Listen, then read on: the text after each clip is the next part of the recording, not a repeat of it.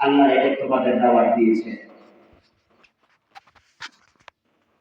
রিসালাতের দাওয়াত দিয়েছেন। আর আমাদের নবী, বিশ্ব নবী মুহাম্মদুর রাসূলুল্লাহ সাল্লাল্লাহু আলাইহি ওয়াসাল্লাম তিনটা বিষয়ে দাওয়াত দিয়েছিলেন: তাওহীদ, রিসালাত, আখিরাত। আমি আপনাদের সামনে কোরআনুল কারীম সূরা আল ইমরানের যে আয়াতে কারিমা তেলাওয়াত করেছি, আল্লাহ পাক ঘোষণা করেন, قل إن كنتم تحبون الله فاتبعوني يحببكم الله ويغفر لكم ذنوبكم والله غفور رحيم। আল্লাহ রাব্বুল আলামিন বলেন, কুল হে নবী আপনি বলুন, আপনি আপনার উম্মতকে জানিয়ে দেন, যদি তারা ইন কুনতুম তুহিব্বুনাল্লাহ, আল্লাহর ভালোবাসা পেতে চায়, ফাত্তাবিউনি, তাহলে যেন তারা আমার অনুসরণ করে। আমরা যদি আল্লাহর ভালোবাসা পেতে চাই, অবশ্যই বিশ্ব নবী মুহাম্মদুর রাসূলুল্লাহ সাল্লাল্লাহু আলাইহি ওয়াসাল্লামের অনুসরণ করতে হবে। আর এই অনুসরণ করলে ওয়ায়াগফির লাকুম যুনুবাকুম, আমাদের যাবতীয় গুনাহসমূহ, পাপসমূহ আল্লাহ পাক ক্ষমা করে দেন। আল্লাহু গফুরুর রহিম, আর আল্লাহ হচ্ছেন পরম ক্ষমাশীল দয়ালু। এখন আমাদেরকে নবী মুহাম্মদ রাসূলুল্লাহ সাল্লাল্লাহু আলাইহি সাল্লামের প্রতি আমাদের ভালোবাসা কতটুকু থাকতে হবে। এই আয়াতে কারিমা যখন নাযিল হলো, বিশ্ব নবী মুহাম্মদ রাসূলুল্লাহ সাল্লাল্লাহু আলাইহি ওয়াসাল্লাম সাহাবাদের সামনে পেশ করলেন। যখন আয়াতে কারিমা পেশ করলেন, হযরত ওমর ফারুক রাদিয়াল্লাহু আনহু বিশ্ব নবীর কাছে এসে বললেন, ইয়া রাসূলুল্লাহ, ইয়া হাবিবাল্লাহ, আমি আমার সমস্ত সব কিছু দিয়ে আমি আপনাকে মহব্বত করি। ইয়া রাসূলুল্লাহ, ইয়া হাবিবাল্লাহ, আমি আমার সব কিছু ধন সম্পদ যা আছে সব কিছু দিয়ে আমি আপনার মহব্বত করি, কিন্তু আমার জীবন দেব না। আল্লাহ নবী, বিশ্ব নবী সাথে সাথে ঘোষণা করেন, লা ইউমিনু আহাদুকুম হাত্তা আকুনা আহাব্বা ইলাইহি মিন ওয়ালিদিহি ওয়া ওয়ালাদিহি ওয়ান নাসি আজমাইন। নবী বলেন, তোমরা ততক্ষণ পর্যন্ত মুমিন হতে পারবে না যতক্ষণ না তোমরা তোমাদের সন্তান সন্ততি পিতামাতার চাইতে আমি বিশ্ব নবী মুহাম্মদুর রাসূলুল্লাহ সাল্লাল্লাহু আলাইহি ওয়াসাল্লাম তোমাদের প্রিয় না হই। মা বাবা সন্তান সন্ততির চাইতেও বিশ্ব নবী মুহাম্মদুর রাসূলুল্লাহ সাল্লাল্লাহু আলাইহি ওয়াসাল্লামকে মহব্বত করতে হবে, ভালোবাসতে হবে। নয়তো আমরা পরিপূর্ণভাবে ঈমানদার হতে পারবো না। শুধু তাই নয়, বিশ্ব নবী মুহাম্মদুর রাসূলুল্লাহ সাল্লাল্লাহু আলাইহি ওয়াসাল্লাম হযরত আবু বকর রাদিয়াল্লাহু আনহুকে তিনি বলেছিলেন, আবু বকর, হিজরত করব। কোন দিন হিজরত করবেন সেটা কিন্তু তিনি বলেন নাই। হযরত আবু বকর বিশ্ব নবী মুহাম্মদুর রাসূলুল্লাহ সাল্লাল্লাহু আলাইহি ওয়াসাল্লামের কথাটা এমন ভাবে পালন করেছেন, হযরত আবু বকর সারা রাত্রিতে এক সেকেন্ড সময় তিনি ঘুমান নাই। কোন সময় জানে বিশ্ব নবীর ডাক পরে হিজরত করতে হবে এত মহব্বত করেছিলেন সাহাবায়ে কেরামগণ বিশ্ব নবী মুহাম্মদুর রাসূলুল্লাহ সাল্লাল্লাহু আলাইহি ওয়াসাল্লামকে। শুধু তাই নয়, আল্লাহ পাক বিশ্ব নবী মুহাম্মদুর রাসূলুল্লাহ সাল্লাল্লাহু আলাইহি আলাইহি ওয়াসাল্লামকে এত মর্যাদা দান করেছেন। আকাশের নিচে জমিনের উপরে আমার কাউকে আল্লাহ এত মর্যাদা দেন নাই। নবীজি খা বললে তা হালাল হয়ে যায়, না বললে সেটা হারাম হয়ে যায়। আল্লাহ রাব্বুল আলামিন বলেন, মা আতাকুমুর রাসূলু ফাখুযুহু ওয়া মা নাহাকুম আনহু ফান্তাহু। আল্লাহ পাক বলেন, তোমাদের নবী যা বলে তোমাদেরকে পালন করতে তোমরা তা পালন করো, আর নবীজি যা পালন করতে নিষেধ করে তা তোমরা ত্যাগ করো। এই জন্য বিশ্ব নবী মুহাম্মদুর রাসূলুল্লাহ সাল্লাল্লাহু আলাইহি ওয়াসাল্লাম যে সমস্ত বিষয় আমাদেরকে পালনের নির্দেশ প্রদান করেছেন আমরা সেটা পালন করব, আর নবীজি আমাদেরকে যা নিষেধ করেছেন আমরা তা থেকে বিরত থাকবো। যদি আমরা বিরত না থাকি, নবী মুহাম্মদুর রাসূলুল্লাহ সাল্লাল্লাহু আলাইহি ওয়াসাল্লামের অনুসরণ করা হবে না।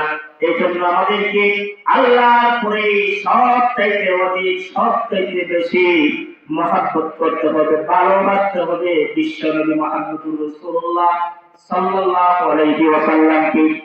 শুধু তাই নয়, বিশ্ব নবী মুহাম্মদুর রাসূলুল্লাহ সাল্লাল্লাহু আলাইহি ওয়াসাল্লাম যেদিন রাত্রে হিজরত করবেন, হযরত আলী রাদিয়াল্লাহু আনহুকে বিশ্ব নবী মুহাম্মদুর রাসূলুল্লাহ সাল্লাল্লাহু আলাইহি ওয়াসাল্লামের বিছানার মধ্যে শায়িত অবস্থায় রেখে বিশ্ব নবী হিজরত করেছেন।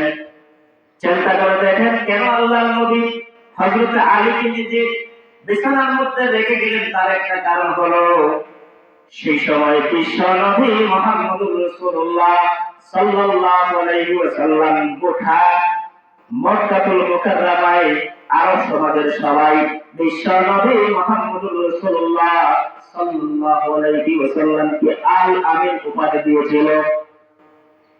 ওই কাফের মুশরিকরা বিশ্ব নবী মুহাম্মদুর রাসূলুল্লাহ সাল্লাল্লাহু আলাইহি ওয়াসাল্লামের কাছে অর্থ সম্পদ, স্বর্ণ অলংকার আমানত রাখত এবং আলীকে আল্লাহর নবী বিশ্ব নবীর কথা বলেন, ওয়ালি যদি তারা আসে, এসে যখন আমাকে তারা আমার রুমের মধ্যে পাবে না, না পাওয়ার পরে তারা আমার নামে মিথ্যা অপবাদ দেবে এবং তারা বলবে হয়তো তাদের সম্পদ গুলো, স্বর্ণ অলংকার গুলো আমি নিয়ে চলে গেছি। এই জন্য আল্লাহ নবী বিশ্ব নবী হযরত আলী রাদিয়াল্লাহু আনহুকে নিজের রুমে রেখে হিজরত করেছেন। বিশ্ব নবী মুহাম্মদুর রাসূলুল্লাহ সাল্লাল্লাহু আলাইহি ওয়াসাল্লাম এত কষ্ট করেছেন, নির্যাতন নিপীড়ন সহ্য করেছেন। একবার নয়, দুবার নয়, বিশ্ব নবীকে ৮৮ বার কাফির বেঈমানেরা হত্যার ষড়যন্ত্র করেছিল। শুধু তাই নয়, আমরা যদি বিশ্ব নবী মুহাম্মদুর রাসূলুল্লাহ সাল্লাল্লাহু আলাইহি ওয়াসাল্লামকে মহব্বত করি, তার সুন্নতকে আমরা আঁকড়ে ধরি, সেই অনুযায়ী আমাদের জীবনটাকে চালাই, আল্লাহ রাব্বুল আলামিন কোরআনুল কারীমের মধ্যে ঘোষণা করেন, ওয়ালাউ আন্না আহলাল কুরা আমানু ওয়াত্তাকাউ লাফাতাহনা আলাইহিম বারাকাতিন মিনাস সামাই ওয়াল আরদ। আল্লাহ পাক বলেন, গ্রামের লোকেরা, জনপদের লোকেরা যদি আমি আল্লাহর প্রতি ঈমান আনে, আমি আল্লাহকে ভয় করে, আমি আল্লাহকে ভয় করে চলে, লাফাতাহনা আলাইহিম বারাকাতিন মিনাস সামাই ওয়াল আরদ, আমি আল্লাহ আসমান এবং জমিনের সমস্ত রহমতের দরজাগুলো তাদের জন্য খুলে দেব। সুবহানাল্লাহ। এজন্য আমাদেরকে আল্লাহর প্রতি ঈমান আনতে হবে, আল্লাহকে ভয় করতে হবে এবং সব সময় বিশ্ব নবী মুহাম্মদুর রাসূলুল্লাহ সাল্লাল্লাহু আলাইহি ওয়াসাল্লামের অনুসরণ করতে হবে। নবী মুহাম্মদুর রাসূলুল্লাহ সাল্লাল্লাহু আলাইহি ওয়াসাল্লামের সুন্নতকে আঁকড়ে ধরতে হবে। বিশ্ব নবী মুহাম্মদুর রাসূলুল্লাহ সাল্লাল্লাহু আলাইহি ওয়াসাল্লাম জীবনের শেষ ভাগ বিদায় হতে সর্বশেষ দুইটা কথা বলেছিলেন, তারাকতু ফীকুম আমরাইন লাম তাদিল্লু তামাসসাকতুম বিহিমা কিতাবাল্লাহি ওয়া সুন্নাতি রাসূলি। নবীজি বলেছেন, ও আমার সাহাবীরা, লক্ষাধিক সাহাবীর সামনে বিশ্ব নবী শেষ ভাষণ দিয়েছিলেন। তিনি বলেছেন, ও আমার সাহাবীরা, আমি তোমাদের মধ্য থেকে বিদায় নিতেছি, তবে তোমাদের কাছে দুইটা জিনিস আমি রেখে যাচ্ছি, যদি তোমরা এই দুইটা জিনিস আঁকড়ে ধরো পথভ্রষ্ট হবে না, লাঞ্ছিত হবে না। এক হলো আল্লাহর কিতাব কোরআনুল কারীম, দুই হলো আমার সুন্নাত। সুতরাং যদি আমরা এই দুইটা জিনিস আঁকড়ে ধরি অবশ্যই আমরা পথভ্রষ্ট হব না, লাঞ্ছিত হব না। এজন্য কবি আল্লামা ইকবাল কি সুন্দর করে বলেছেন, উহি জামানা মে मौत बोलते हजले कुरान होता और तुम कब जली हुई ताये कुरान होता। আল্লামা ইকবাল বলেন, যারা কোরআনকে আঁকড়ে ধরেছে, বিশ্ব নবী মুহাম্মদুর রাসূলুল্লাহ সাল্লাল্লাহু আলাইহি ওয়াসাল্লামের সাহাবীগণ বিশ্ব নবী যা বলতেন সাথে সাথে তারা সেই কাজ করত। নবী মুহাম্মদুর রাসূলুল্লাহ সাল্লাল্লাহু আলাইহি ওয়াসাল্লামের পরিপূর্ণ অনুসরণ সাহাবাগণ করেছেন। সাহাবাগণ যখন চলাফেরা করতেন লোকেরা বলাবলি করত, এজন্য জীবন্ত কোরআন চলাফেরা করছে, সুবহানাল্লাহ। আর যারা কোরআন থেকে বিমুখ হয়েছে তারা লাঞ্ছিত হয়েছে, অপমানিত হয়েছে, এবং তারা হবে আবু জাহেল, উতবা, সাইবা, মুগীরা, এরা কোরআন থেকে বিমুখ ছিল, এরা লাঞ্ছিত হয়েছে। আজ পর্যন্ত কেউ তাদের নামেও নাম রাখে না। এই জন্য যারা কোরআন থেকে বিমুখ হয়ে যাবে তারা দুনিয়াতে লাঞ্ছিত হবে, আখিরাতে তারা যন্ত্রণাদায়ক শাস্তি তাদেরকে দেওয়া হবে।